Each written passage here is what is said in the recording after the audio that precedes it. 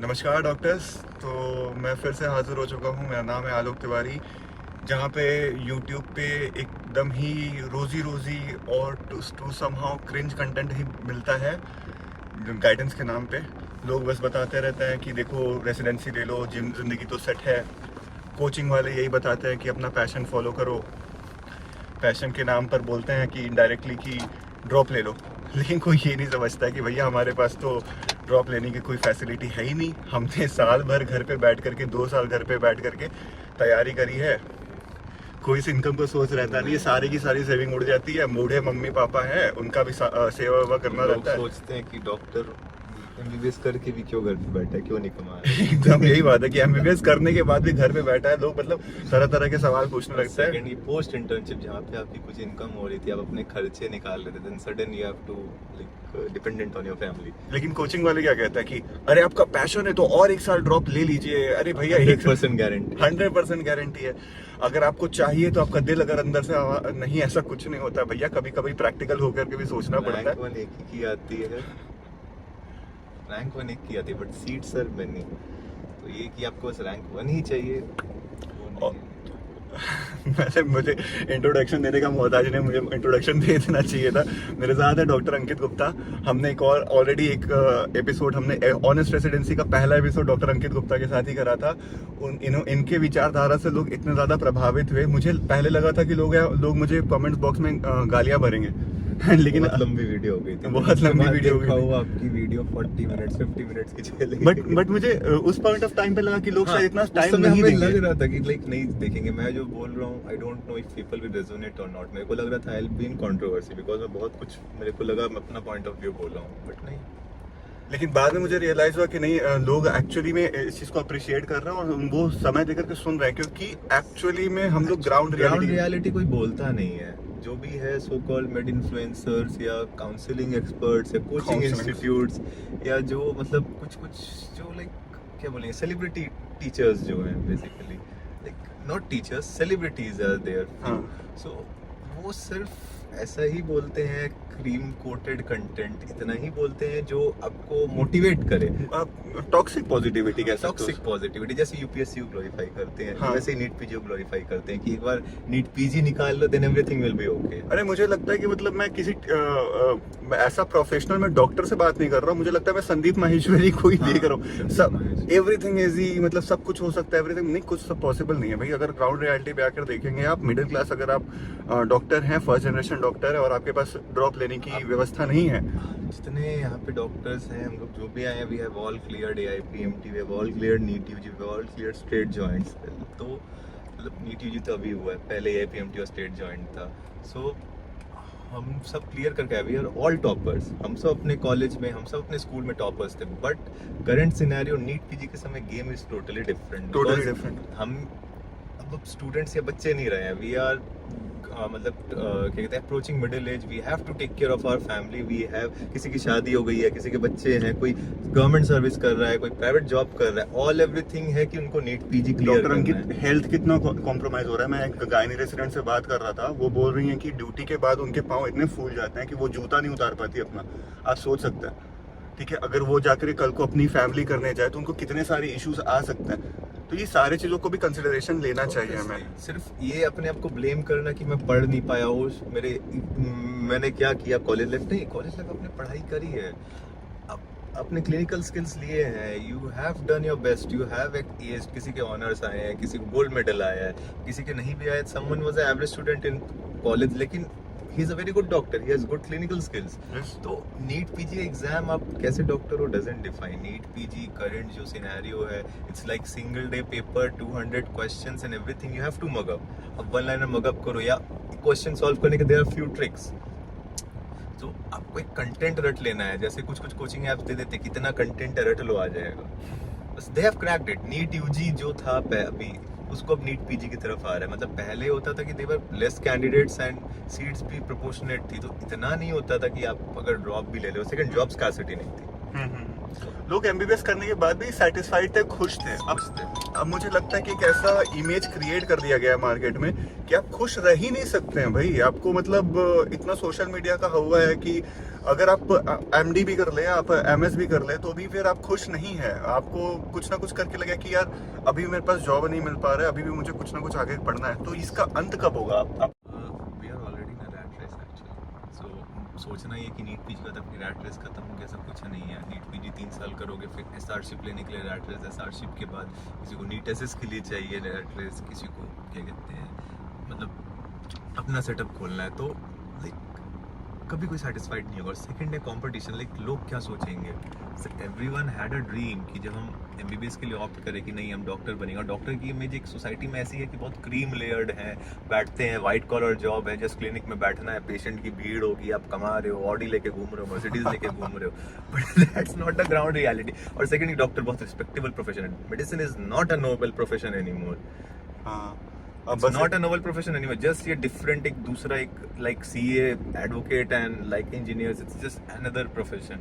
ये सोचना कि हम क्या कहते हैं सेवा करेंगे लोगों की, but आप भले ही अच्छे व्यूज लेके रखो, but पब्लिक या जुडिशरी या गवर्नमेंट आपके प्रति बहुत ज्यादा स्पेशल ट्रीटमेंट नहीं दे रही है। आपको भी टैक्स भरना है, आपको भी अपना घर चलाना है। तो आज की जो कंडीशन है डॉक्टर्स की इंडिया में, द थिंग इज की we are like common citizen. हमारे पास कोई स्पेशल स्टेटस नहीं है, और हमारे ऊपर इतने सैंक्शंस है, हमारे ऊपर इतने मतलब बिल पास हो रखे हैं कि we can't exercise our powers anymore. हम just another health care provider, मतलब जस्ट अनदर सर्विस प्रोवाइडर्स हैं जी। और ये कॉर्पोरेट आने के बाद और ज्यादा बढ़ गया है।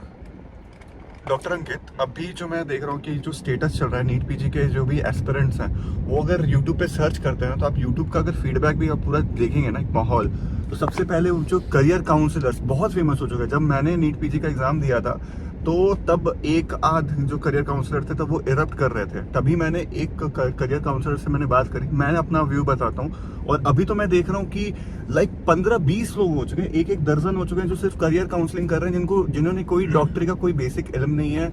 जो लोग मतलब ढंग से बात नहीं कर पाते हैं, वो लोग भी मतलब कैसे करियर काउंसलर बन रहे हैं मुझे तो नहीं पता। आपको कुछ आइडिया देना तो बताइए। थोड़ा सा हार्श हो सकता है। मैं अपनी पर्सनल मतलब एक्सपीरियंस से बता रहा हूँ। जैसे कि आप बोल रहे हो कि आपने 2-3 दिन, मैंने एक्चुअली करियर काउंसलर से मतलब कांटेक्ट नहीं किया। I saw few of their videos जब मैं काउंसलिंग के लिए बैठ रहा था। तो व्हाट आई हैव सीन, या जितना मैंने सुना है, जिन लोगों ने उनसे एक्सपर्टीज ली है, एक तो first of all they take hefty sum of amount, like 25,000 30,000 ले रहे हैं कि हम आपकी काउंसलिंग करवा देंगे, एडमिशन करवा देंगे, सब कुछ हम आपका देख लेंगे, डॉक्यूमेंटेशन एंड ऑल।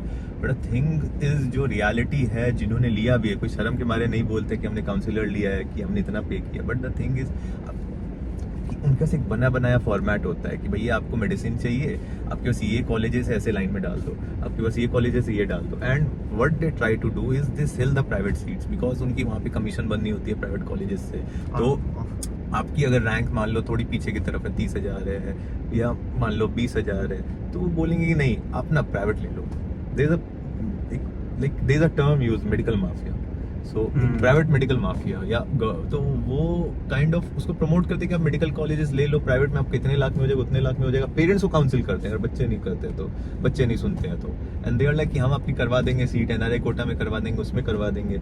मैं बता रहा हूँ, मेरा एक जूनियर है, अभी 2 दिन पहले, कल या परसों ही बात हुई है उससे, तो उसकी रैंक विद इन 2000 है and he is trying for radiology. तो बोल रहा है कि उसके पापा को कॉल आया किसी काउंसलर का, एंड ही इज लाइक कि आपके बेटे की रैंक विद इन 2000, चिंता मत करो, हम सब करवा देंगे, ये आपके बेटे को प्राइवेट कॉलेज मिल जाएगा, ये हो जाएगा। ऐसे ही कुछ काउंसलिंग की है। वो बोल रहा है कि मेरे पापा बोल रहे चिंता की बात नहीं है, 10-15 लाख की क्या ही बात है, हम निकाल लेंगे, हम क्या कहते हैं तो तुम्हारे लिए तो सब है, कमाया मैंने, या लोन लेके हम चुका देंगे, ये करेंगे। मतलब इस हिसाब से काउंसलिंग करते हैं। उस लड़के ने 2000 रैंक किस ले ली गवर्नमेंट कॉलेज के लिए, अच्छी सीट के लिए। तो this is like nexus going on, ये बढ़ता जा रहा है। एंड वो कॉलेज का रिव्यू भी कैसे ही लेते हैं, हम जैसे रेसिडेंट से ही हैं, कुछ लोग पूछते हैं कि ये कॉलेज कैसा है, वो कॉलेज कैसा है, so we give our personal review, हम दूसरे रेसिडेंट से पूछ के, तो they compile a list and सबको ही लिस्ट चिपकाते हैं, कुछ अलग नहीं है। And that's a total waste. Better आपको अगर सीट्स लेनी है तो आप अपनी रैंक, आपकी जो रैंक है ऑल इंडिया काउंसलिंग के लिस्ट आती है किसको क्या अलॉट हुआ with rank and college and with branch and with category. So आप उस एक एक्सेल शीट में या पीडीएफ में सर्च कर लो अपनी रैंक देके क्या क्या आपके कॉलेज अवेलेबल थे। एक्सेल शीट आप उसको एक्सेल शीट में कन्वर्ट करके एक डाटा में फिल्टर करके like you can do the research अगर आप चाहो तो। या स्टेट की भी वैसे ही निकलती है पर सीट या रैंक के हिसाब से, मतलब ऑल इंडिया रैंक के हिसाब से आपको क्या सीट मिल रही है क्या नहीं। तो इट्स वेरी इजी कि आप सबसे पहले ये करो कि सॉर्ट आउट करो आपकी रैंक पे क्या क्या आपको कॉलेजेस मिल रहे हैं, क्या क्या सीट्स मिल रहे हैं, आपकी जो ब्रांच आपको चाहिए, जो सेलेक्टेड ब्रांच है उसमें आपको क्या क्या सीट्स मिल रही हैं, क्या क्या ब्रांचेस मिल रही है, तो उसकी एक लिस्ट बनाओ। देन आप वहाँ के रेसिडेंट से पूछो। फर्स्ट ईयर रेसिडेंट से डोंट आस्क जनरली जिस कॉलेज की टॉक्सिसिटी मतलब लाइक जो बहुत ज्यादा मशहूर है टॉक्सिसिटी के लिए, वहाँ पे तो आप जल्दी रेसिडेंट से पूछो ही मत। लाइक आज जो रेसिडेंट फर्स्ट ईयर में रो रहा है कि टॉक्सिसिटी हो रही, कल he will be the one जो प्रमोट करेगा टॉक्सिसिटी कि हमने तो इतना सा, अब हम निकल के हमारे जूनियर्स को बचाओ, हमारे जूनियर्स को अब समझो, वो समझेंगे अब हम मतलब यही होगा। There is no end I think, मतलब इस चीज का कोई एंड नहीं है। मेंटालिटी मतलब किस चीज की मेंटालिटी आपको क्या लगता है? एज अ ह्यूमन हम लोग ऐसे हैं कि एज अ मेडिको हम लोग ऐसे हैं? ह्यूमन ऐसे हैं एक्चुअली। तो इस चीज को सर आप अवॉइड नहीं कर सकते, और इस चीज में अगर हम लोगों को अवॉइड करने के लिए अवेयरनेस चाहिए। अवेयरनेस है लोगों की जो फर्स्ट ईयर आज रो रहे हैं कि हमारे साथ ऐसा हो रहा है वैसा हो रहा है, कुछ सुसाइड कर लिए, टॉक्सिसिटी का हेवी वर्क आवर्स का। सेकंड ईयर रेसिडेंट जाते हैं, वो बोलते हैं हम क्यों करेंगे काम फर्स्ट ईयर का काम है। तो फर्स्ट ईयर अगर क्या कहते हैं गधे की तरह हॉस्पिटल में पड़ा हुआ है तो second year won't be there to help, वो और उल्टे जाके उनको सेम चीज करेगा। मतलब एक होता है ना कि स्टॉकहोम सिंड्रोम या कुछ हो जाता है कि नहीं, तो सेम मतलब आई फील। मुझे किस्सा याद है, जैसे कि मैं अपना ही किस्सा बता रहा हूँ। मेरी रैंक थोड़ी पीछे थी, ठीक है। अब पीछे थी का इसका मतलब ये नहीं कि मैं खराब स्टूडेंट था, ये था मैं अपना खुद का एक बार जब वीडियो बनाऊंगा तो मैं उसमें एक्सप्लेन करूंगा कि हमारे टाइम पे नीट पीजी 2-3 दिन पहले हमारा भी डाल दिया गया था। डॉक्टर हर्षवर्धन ने एक ट्वीट किया और फिर वो टल गया, तो फिर मैंने पढ़ना ही छोड़ दिया। मुझे लगा कि भाई मुझे पैसे कमाना है, कुछ तो यार घर संभालना है, ठीक है। के टाइम 1.5 साल कोई बैठा हुआ तो हाँ 1.5 साल 2020 के बाद से मतलब जब हम लोग सितंबर में होता है एग्जाम, हाँ उसके सितंबर, तो कहाँ से मतलब घर पे पैसे तुम कितना मांगोगे यार, नहीं मांग सकते, ठीक है। और तो फिर मैंने पढ़ाई छोड़ दी और फिर रैंक भी थोड़ा सा पीछे चला गया। अप्रैल का जो प्रिपरेशन था वो सितंबर आते आते सब कुछ भूल भी गया।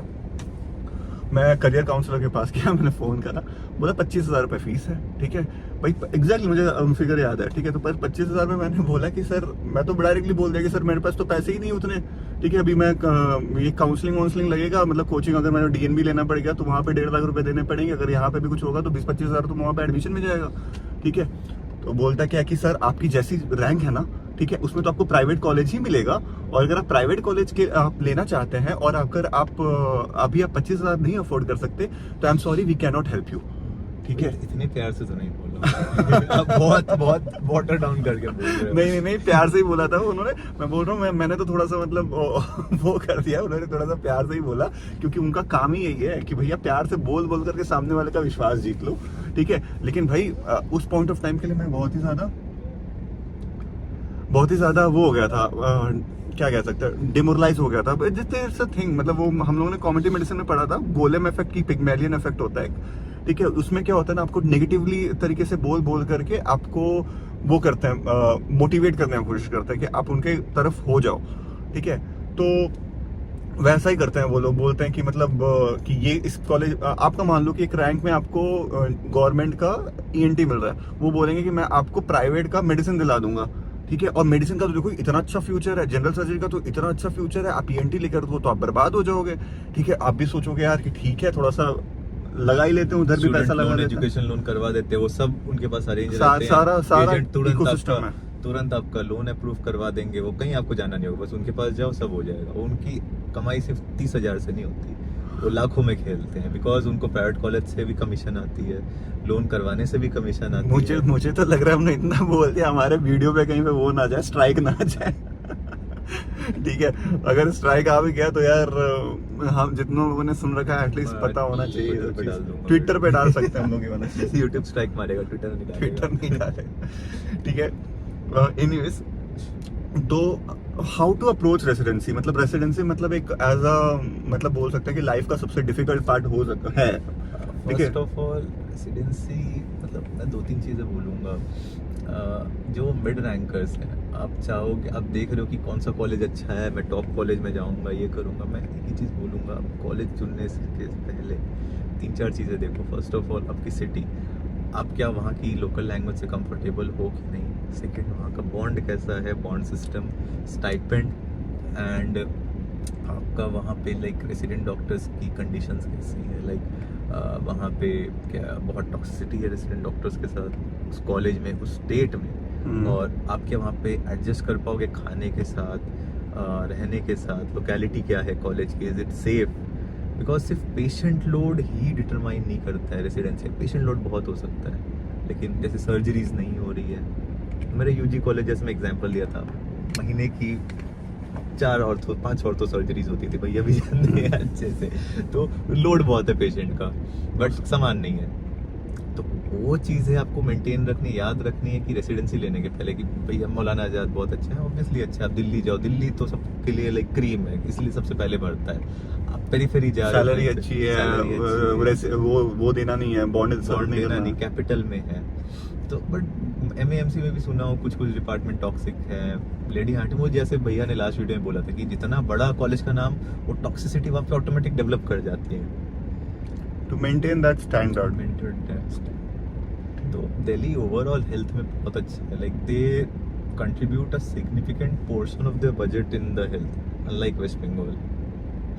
आई नो मैं थोड़ा ज़्यादा वो हो जाएगा। तो रेसिडेंसी अप्रोच कैसे करनी है, फर्स्ट ऑफ ऑल आपको वहाँ पे जाके एडजस्ट करना है कि एक नई जगह जा रहे हो, एक नई मतलब एनवायरनमेंट में जा रहे हो, कि यूजी कॉलेज तो नहीं है कि आप बच्चे हो गए एडजस्ट करके तुरंत, तो अभी आप एक फुल ग्रोन एडल्ट हो, so it's difficult to adjust. एक जब कोई बड़ा हो जाता है, धीरे धीरे हमारी एडजस्ट करने की कैपेसिटी भी कम हो जाती है। सेकंड, आप फैमिली के साथ अगर शिफ्ट कर रहे हो अपनी, मतलब बीवी बच्चों के साथ जा रहे हो या पेरेंट्स के साथ जा रहे हो, तो वो भी आपको मैटर करना हो कि आप ठीक से एकोमोडेशन वगैरह देखो।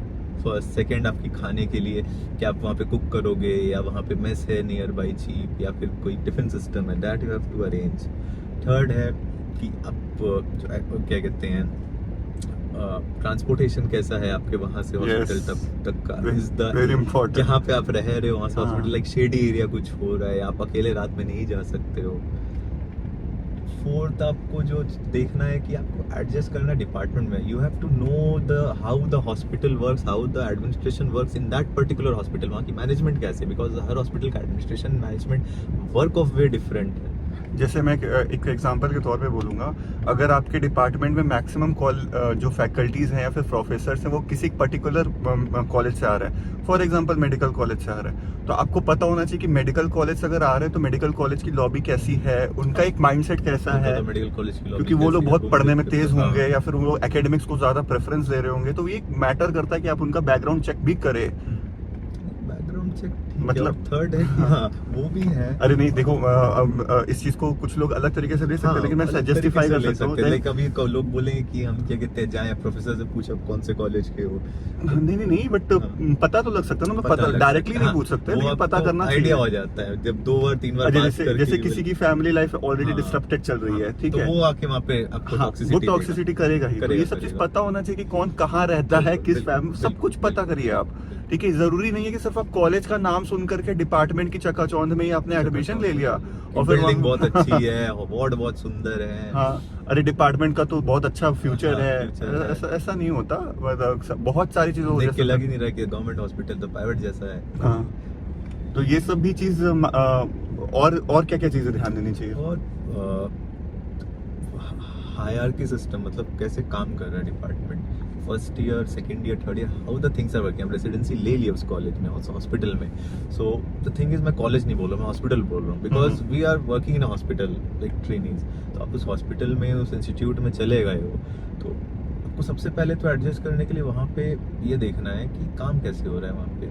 आपको 4 दिन, 5 दिन, 2 महीने लग जाएंगे काम सीखने में, बेसिक आपको पेपर वर्क, आपको सबसे पहले ग्राउंड लेवल का काम कराएंगे वो, बिकॉज आप जब सीनियर बनोगे ना, तो आपको अगर आप जमीन से जुड़े हो, जो ग्राउंड से उठ के आता है ना, वो बेटर, मोर एफिशिएंटली एक डॉक्टर या बेटर मतलब चीज़ें कमांड कर पाता है, वो हर चीज़ को कोऑर्डिनेट कर पाता है बेटर।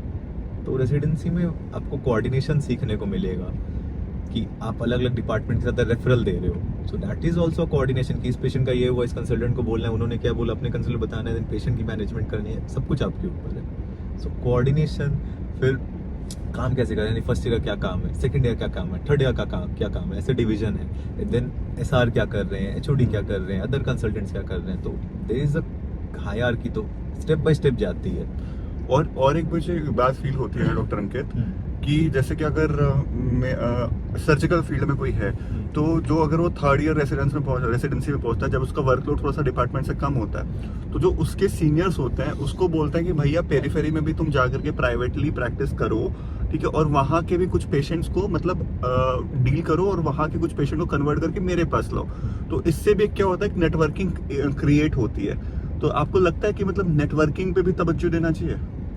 चाहिए, इसीलिए तो होम स्टेट या घर के पास का कॉलेज इज बेटर, बिकॉज आप कहीं पे प्रैक्टिस कर रहे हो 3 साल, उसका बॉन्ड करोगे, जो भी करोगे, तो you will be custom to that environment. आपको 5 साल में वो आपको इकोसिस्टम से आप पूरा ढल गए हो, तो आपको पता है चीज़ें कैसे काम कर रही है। तो आप वहाँ पे अगर आप कंटिन्यू कर रहे हो फर्दर उस एरिया में या उस स्टेट में, उस शहर में, तो it will be much easier for you, because you will have contacts. वरना अपने स्टेट वापस जा रहे हो, फिर जीरो से शुरू कर रहे हो, अंटिल अनलेस आपका बैकअप नहीं है, आपके पापा का सेटअप नहीं है, आपकी मम्मी डॉक्टर नहीं, आपके पापा या मम्मी कोई पॉलिटिशियन नहीं है, हेल्थ में कुछ नहीं है, या AS IPS, तो it will be very difficult. या बिजनेसमैन जो भी इन्फ्लुएंशियल कोई नहीं है, तो आपको वहाँ पे जाके फिर नौकरी करनी है, SRCP करनी है। चेंबर में पेशेंट तो आएगा नहीं, बिकॉज पेशेंट सब BMS BHMS काट लेते हैं। जो फैमिली डॉक्टर, कोएक्स बोलना ठीक नहीं है, दे आर लीगल आयुष।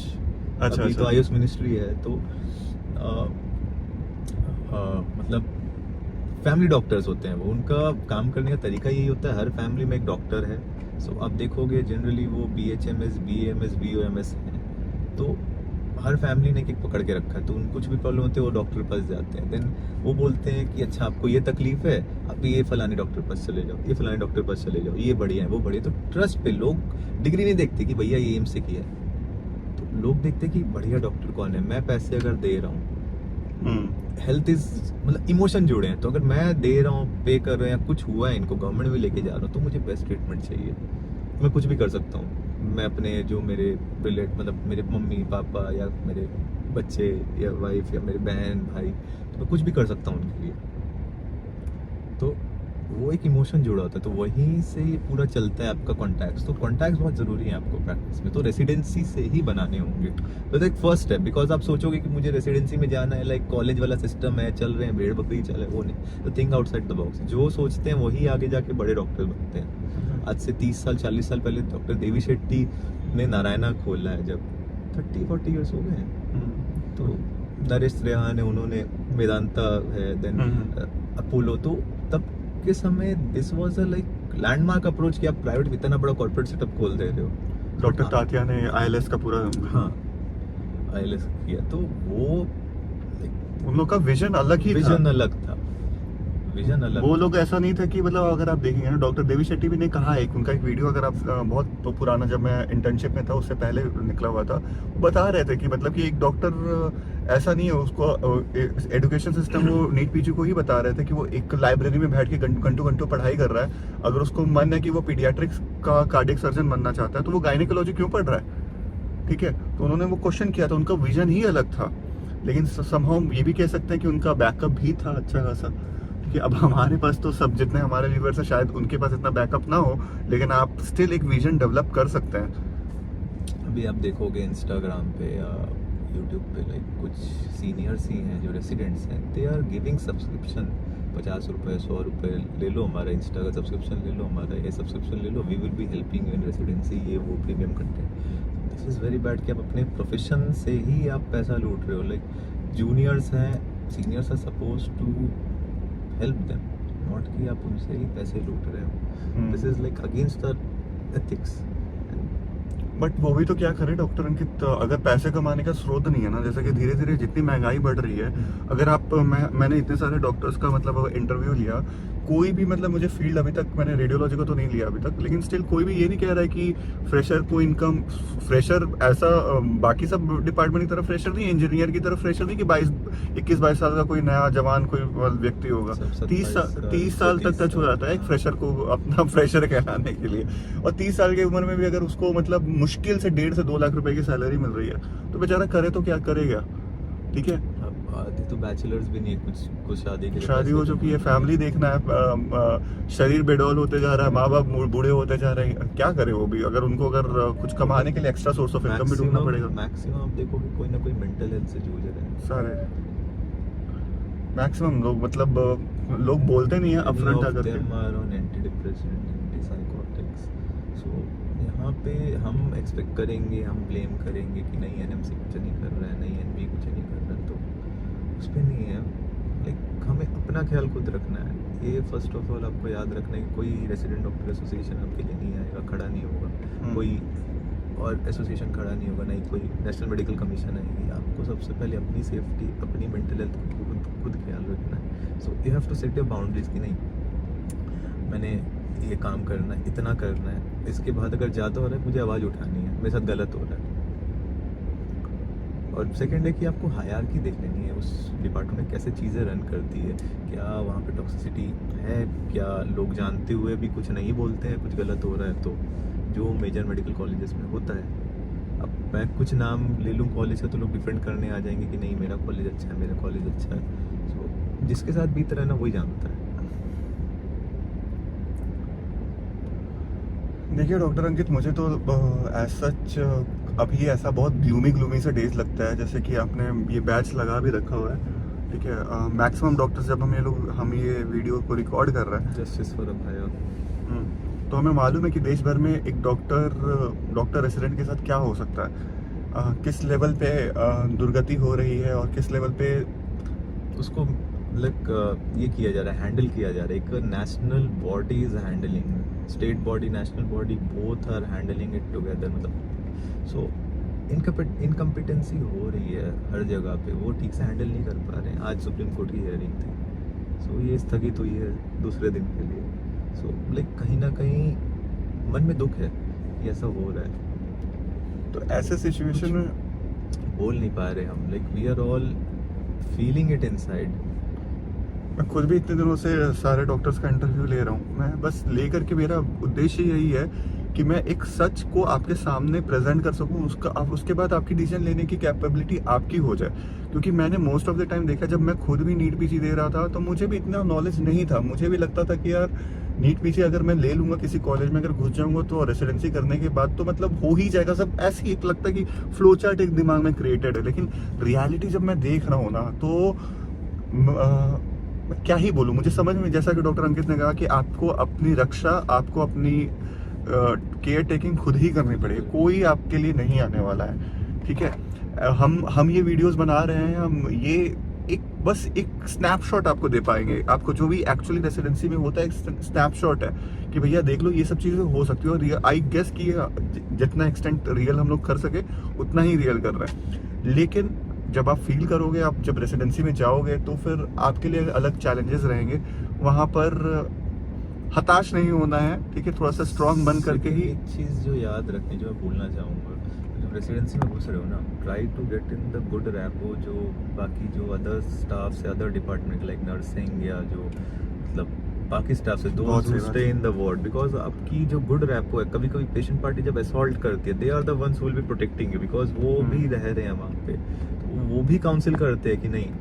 और कुछ अलर्ट या कुछ अलार्मिंग साइंस होते हैं, they are the one who counsel कि नहीं ये यहाँ पे यहाँ पे कुछ हो सकता है, यहाँ पे कुछ हो सकता है, you have to be careful with this, you have to be careful with this. So get a good rapport with the hospital other staffs के साथ, बिकॉज हो सकता है आपका डिपार्टमेंट आपको उतना हेल्प नहीं करे, बट जो आपके साथ कलीग्स हैं, आपके वार्ड में रह रहे हैं, वो है। बिकॉज आप देखो आज के टाइम में जस्ट डॉक्टर्स नहीं है, there is a health care setup, मतलब सब इक्वली काम करते हैं तब जाके एक हॉस्पिटल रन हो रहा है। आपके पास 10 पेशेंट हैं, आपने एक पेशेंट को अटेंड करा, दूसरे के पास आप चले गए, तब तक आपको सिस्टर ने आके कहा कि डॉक्टर बाबू वही पेशेंट पार्टी ना खूब पाका, ठीक है। तो ऐसे आपको एक आइडिया लग गया कि हाँ भैया कि ये बताना चाह रही हैं कि हाँ इस पेशेंट पार्टी को थोड़ा सा अलग तरीके से ही ट्रीट करना, तो एक आप अलर्ट हो गए। और ठीक है, आपको दूसरा है कि डॉक्यूमेंटेशन बहुत ध्यान देना, बिकॉज गवर्नमेंट में हमारे पास टाइम नहीं आता, गवर्नमेंट सेटअप में, कॉर्पोरेट में तो you have time, government setup में यू डोंट हैव टाइम इतने पेशेंट देखने। तो डॉक्यूमेंटेशन ऐसी करो कि कल कुछ अगर ऑडिट बैठ रहा है, कल कहीं पे क्वेरी बैठ रही है, तो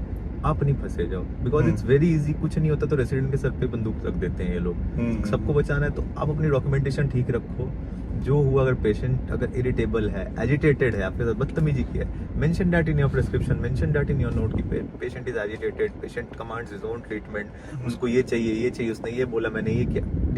note down everything that has happened all the chain of event, because कल कोर्ट आप जाओगे, कल कहीं जाओगे, या कल कुछ भी क्वेरी बैठेगी, सो जो लिखा हुआ है फाइल में सिर्फ बस वही कंसीडर होगा। आपने जो वर्बली बोलो कुछ कंसीडर नहीं होगा। सेकंड, कुछ हाई रिस्क पेशेंट है, कुछ है, तो आप कंसेंट ले लो। फर्स्ट ईयर आप जा रहे हो तो आपको हो सकता है आइडिया नहीं हो, जो एकदम फ्रेश रेजिडेंट है।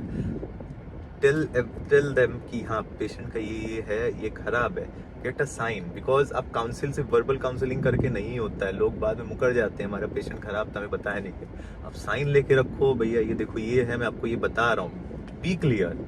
आप जो ट्रीटमेंट करो पेशेंट को समझा दो कि देखो मैं ये कर रहा हूँ। आधा एजिटेशन वहीं पे खत्म हो जाता है जब उनको समझा देते हो कि देखो मैं ये कर रहा हूँ, ये करो, ये हो सकता है, ये हो सकता है। Just tell them the negative things, कि ठीक हो जाएगा पेशेंट, उसका खराब होता है, वो ज्यादा एजिटेट करता है। नेगेटिव काउंसलिंग जो एक टर्म है वो इसी को ही कहते हैं क्या? नेगेटिव काउंसलिंग इसी को ही कहते हैं। नेगेटिव काउंसलिंग एक्चुअली एक प्रिवेंटिव मेजरमेंट होता है हमारे लिए। आप नेगेटिव काउंसलिंग करना भी सीखेंगे, और साथ ही साथ में डॉक्यूमेंटेशन का तो जितना इंपॉर्टेंस बोला जाए उतना ही कम है। डॉक्यूमेंटेशन हमें हमेशा पूरा पुख्ता ही रखना है रेसिडेंसी के दौरान। और कुछ एक मेरी पोस्ट बहुत वायरल हुई थी ट्विटर पे, मतलब मुझे बहुत क्रिटिसिज्म मिला था। मैं उसको दूसरे तरह से बोलना चाह रहा था कि ये एक रूल है कि आपको चैपरॉन या फीमेल अटेंडेंट रखनी हो तो कोई फीमेल पेशेंट एग्जामिन करती है, बट गवर्नमेंट सेटअप में, इमरजेंसीज में, या बहुत लोड जब होता है, कभी कोई मेल रेसिडेंट नहीं ध्यान रख पाता है, फीमेल नहीं, मतलब कभी कोई मिस हो जाता है, हो सकता है, तो यू हैव टू इंश्योर कि कभी भी फीमेल किसी पेशेंट को देख रहे हो, किसी को भी देख रहे हो, there should be a female attendant, वरना यू वोंट सी, मतलब मैं देखूंगा ही नहीं पेशेंट को until unless कोई फीमेल नहीं खड़ी है तो, because that's for patient safety and your own safety। आज का टाइम बहुत बुरा है। और अभी जो अभया का जो इंसिडेंट हुआ है, सो इट्स लाइक कि आपको जो फीमेल रेसिडेंट्स है स्पेशली, अगर कोई आपको अप्रोच कर रहा है बुरे तरह से या कुछ कर रहा है, तो like you have to raise a voice कि हाँ ये ठीक नहीं है, ये ठीक नहीं है, बिकॉज फीमेल मतलब क्राइम इज इंक्रीज, मतलब इंडिया में जो हो रहा है, तो लॉज हमारे हैं, बट वो क्या है, वहाँ तक बात उठने ही नहीं देते, अंदर अंदर दबा देते हैं। मॉनेटरी हो, थ्रेट हो, कुछ हो, दबा देते हैं अंदर। तो यू हैव टू कि हाँ मेरे साथ गलत हो रहा है, अगर होगा तो जस्ट सेव योर सेल्फ। अपने जो दूसरे रेसिडेंट्स हैं, मेल फीमेल, जो आपके फ्रेंड्स हैं, सबको बताओ कि ऐसा हुआ है। मतलब शर्माना नहीं है, घबराना नहीं है कि मेरे साथ हुआ है, लोग क्या बोलेंगे। लोग कुछ नहीं बोलेंगे, लोग आपको सपोर्ट ही करेंगे। और फीमेल रेसिडेंट्स को भी मेरा एक सुझाव ये रहेगा कि आपको ना, एक आउटलायर्स होते हैं कुछ लोग, जैसे कि जो समाज के थोड़े से विपरीत चलते हैं। जैसे कि आप वो जो इंसिडेंट अगर आप देखेंगे, जो मेन अक्यूज्ड है, ठीक है, दैट इज संजय रॉय, ठीक है, तो वो उसकी शादी टूट रखी हुई है, वो घर पे उसका कोई नहीं है, तो मैं बोलूँगा वो आउटलायर एक ड्रिफ्टर है, समाज के एकदम अलग का किस्म का व्यक्ति है। तो ऐसे व्यक्तियों से हमेशा एकदम दूर ही रखें। आपको डायरेक्टली किसी से पूछना नहीं है, लेकिन सबके बारे में आपको खबर रखना पड़ेगा। आपके आप जिस डिपार्टमेंट में जा रहे हैं, वहाँ पे प्रोफेसर से लेकर के एक लास्ट जीडी स्टाफ तक कम से कम 50 लोग होंगे, ठीक है। 50 लोगों के बारे में आपको पता होना चाहिए कि वो कौन सी फैमिली को बिलोंग करते हैं, वो ड्रिफ्टर्स हैं कि नहीं, नशा पानी करते हैं कि नहीं, ये सब चीज़ अगर आपको पता रहेगा। मेडिकल कॉलेज में से शेडी लोग मिलेंगे, बहुत मिलेंगे। हॉस्टल एरिया में मिलेंगे, हॉस्टल एरिया में मिलेंगे। आप नीचे कहीं पे चीप स्टोर पे जा रहे हैं, आप किताब खरीदने जा रहे हैं, आप जेरोक्स की दुकान पे जा रहे हैं, ठीक है, आप बाहर कहीं पे कुछ भी सामान स्टेशनरी के शॉप में जा रहे हैं, तो ये सारे के सारे लोग, सबके बारे में आपको पता होना चाहिए कि ये कैसे फैमिली को बिलोंग करता है। आप उसके मुंह पे नहीं बोल सकते। देखिए, आप मुंह पे बोलेंगे तो मतलब सोसाइटी वाले ही आपको जज करने लग जाएंगे, अरे कैसे देखोगे जितनी फीमेल से like they have a sense, वो पहचान जाती है कि ये ठीक नहीं है आदमी। लाइक हम नहीं पहचान पाएंगे, हम बात कर रहे हैं तो बहुत प्यार से, हम एकदम अच्छे से बात कर ले, लेकिन हमें समझ में नहीं आता है, बट वो तुरंत 2 मिनट बात करेंगे किसी आदमी से, तो उन्हें पता चल जाता है कि नहीं ये आदमी ठीक नहीं है, वाइब आ जाती है उनको, they have that sixth sense I think. लेकिन क्या होता है ना डॉक्टर अंकित, जब आप 36 घंटे की ड्यूटी कर रहे होते हैं, तब आप ध्यान नहीं दे पाते हैं। तब आपको लगता है कि यार कहीं भी, मैंने बताया ना कि आप थोड़ा सा अगर रेस्ट मिल जाए, आंख अगर मैं झपकी ले सकूं, आप उसी सेंस में रहता है। तो फिर भी मैं बोलूँगा कि आउटलायर्स को सबसे पहले पहचान लीजिए। रेसिडेंसी में घुसने से पहले सारे आउटलायर्स को देखिए कि ये उसके मुंह पे मत बोलिए, ठीक है, या फिर कुछ भी मत करिए, लेकिन आप अंदर ही अंदर सतर्क रहिए कि ये भैया ये इंसान थोड़ा सा मतलब मुझे ना मन आप बता देगा कि ये इंसान मतलब आउटलायर है, थोड़ा सा शेडी किस्म का है, तो इससे थोड़ा सा दूरी बना करके रखनी है। और दूसरा है कि एक चीज़ ध्यान रखना है कि वहाँ पे hospital is very old, medical college is old. कहीं भी जा रहे हो आप, घुस रहे हो नई जगह पे, so you are entering their den. मतलब एक नए एरिया में आप जा रहे हो, you are the newcomer, so you have to prove yourself, you have to make a place वहाँ पे। वरना एक जगह पे रेसिडेंट्स आ रहे हैं, जा रहे हैं, वहाँ के स्टाफ के लिए लाइक आप जस्ट अनदर डे, अच्छा नया बैच आया है, they will do some minor mistakes, आपस में बात करेंगे, हंसेंगे, आपको थोड़ा बिरेट करेंगे। सो वो चीज़ के लिए आपको मेंटली प्रिपेयर रहना होगा कि आप जाओगे, आपकी गलती होगी, आपको नहीं आता, आप सीखने के लिए आए हो। तो डे वन से कोई एक्सपेक्ट आपको ये नहीं है कि अपने आप को मत कोसना कि ओ मैंने ये छोटी गलती कर दी, ये हो गया, गलती है, इसलिए आप ट्रेनी हो और आप उनकी जगह पे गए हो, मतलब वो उनका अड्डा है, आपको अपनी जगह बनानी है, आपको अपने आप को प्रूव करना है वहाँ पे कि नहीं। और सेकेंड थिंग इसकी रेसिडेंसी खत्म करनी है, वहाँ से निकलना है जी। काइंड ऑफ ये भी एक टॉक्सिक एटमॉस्फेयर को जन्म देता है। सही बात है। तो देखिए ये वीडियोस पे बहुत सारे टेक होम मैसेजेस हो सकते हैं। इस एक वीडियो को हम लोग चाहते हैं तो 4 पार्ट में अलग अलग निकाल सकते थे, और काफ़ी सेंसिटिव इश्यूज को भी हमने टच करा है। हमारा कोई बैड इंटेंशन नहीं है किसी को भी वो करने का, बस हम सचेत करना चाहते हैं। हमने पर्सनली जो फील करते हैं वही हमने बोला। यस। तो और अगर आपको कोई भी बात अच्छी लगती है तो भी आप कमेंट करके बताइए, अगर आपको कोई बात बुरी भी लगती है तो भी आप कमेंट करके बताइए, हम क्लैरिफाई करेंगे, ठीक है। बट ये याद रखिए कि वो काउंसलिंग के रिगार्डिंग थोड़ा आपको देखना होगा। वो आप सबसे पहले रिसर्च करो, आपकी रैंक पे क्या क्या कॉलेज मिल रहा है, सबसे पहले वो रिसर्च करो। आपको खुद एक का ब्रांच, रिसर्च। हाँ खुद का रिसर्च। कोई भी आपको स्पून फिड नहीं करेगा। आप सोचोगे पैसे देके मैं करवा लूँ, पैसे देके भी ढंग का नहीं करेंगे, बल्कि और बुरा कर देंगे आपके साथ भाई, बिकॉज उनका अपना मोटो है, पैसे लेके भी कोई आपकी हेल्प नहीं करेगा। सो फर्स्ट आप अपनी ब्रांच देखो, आपको क्या चाहिए, और ब्रांच से मॉनेटरी बेनिफिट्स में मत जाओ, आपको क्या अच्छी लगती है ब्रांच उस पर जाओ, क्योंकि वो लाइफ टाइम रहेगी। एक कोट मुझे लास्ट ईयर बोला था किसी ने कि आप you can change your wife but you can't change your branch. बहुत सेक्सिस्ट हो गया नहीं एक, लेकिन अगर आप देखोगे ना अगर नॉन सेक्सिस्ट बोलो तो मैं ऐसे बहुत सारे लोगों से अभी मिल चुका हूँ, बातचीत कर चुका हूँ, जिन्होंने एमडी पैथोलॉजी करा है, ठीक है, वापस उन्होंने मतलब पैसे इकट्ठा कर करके प्राइवेट कॉलेज से एमडी रेडियोलॉजी करा है, ठीक है। तो बंगाल में ऐसे ब्रांचेस को स्विच करने का भी बहुत प्रचलन है। लोग डीएड ये डिप्लोमा पैथ करके एमडी आई है, डीएनबी एनेस्थीसिया करने आए हैं, या स्विच किए हैं, बहुत लोग किए हैं। चलिए फिर डॉक्टर अंकित, आज का ये एपिसोड थोड़ा सा मैंने बताया कि सेंसिटिव है, ठीक है। अगर आपको अच्छी लगती है हमारी बातें, ठीक है, हमारा विचारधारा, ठीक है, तो इस चीज़ पे प्लीज़ लाइक करिए, इस वीडियो को लाइक करिए, शेयर करिए, चैनल पे को सब्सक्राइब करिए, ज़्यादा से ज़्यादा लोगों को इस मैसेज जो हमने मैसेजेस आप तक शेयर करें, ज़्यादा से ज़्यादा लोगों को पहुँचाइए, अपने सीनियर्स को, अपने जूनियर्स को, जो मेडिकल कॉलेजेस में हैं, जो अभी MBBS के स्टूडेंट्स हैं, उनको भी ये बहुत व्यू उनका क्लियर हुआ कि उनको कैसे पढ़ाई करनी है, क्यों पढ़ाई करनी है, that is also very important. लोग बस भेड़ चाल में पढ़ाई कर रहे हैं, ऐसा नहीं होना चाहिए, ठीक है। और एक एग्जामिनेशन की तैयारी पे लगे हुए हैं, ऐसा भी नहीं होना चाहिए, ठीक है।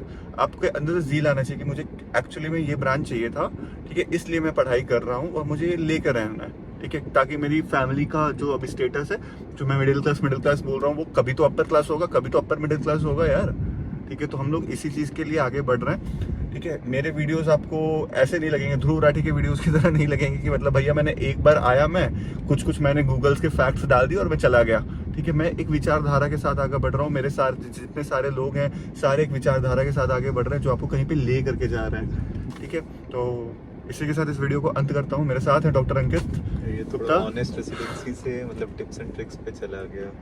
नहीं ठीक है, मतलब this is like a necessary point जो रेसिडेंट को सीखना, मतलब हमने बहुत देर से सीखा है, बहुत लोग नहीं समझ पाते हैं, हो सकता है कि कुछ मतलब गाइड करना जरूरी है जी। तो इसी के साथ मैं डॉक्टर आलोक तिवारी इस एपिसोड को यहीं पे खत्म करता हूँ, ठीक है। डू लेट मी नो आपको अगला एपिसोड किस टॉपिक पे जानना है, सारे के सारे हम लोग एस्पेक्ट्स को कवर करेंगे, जितना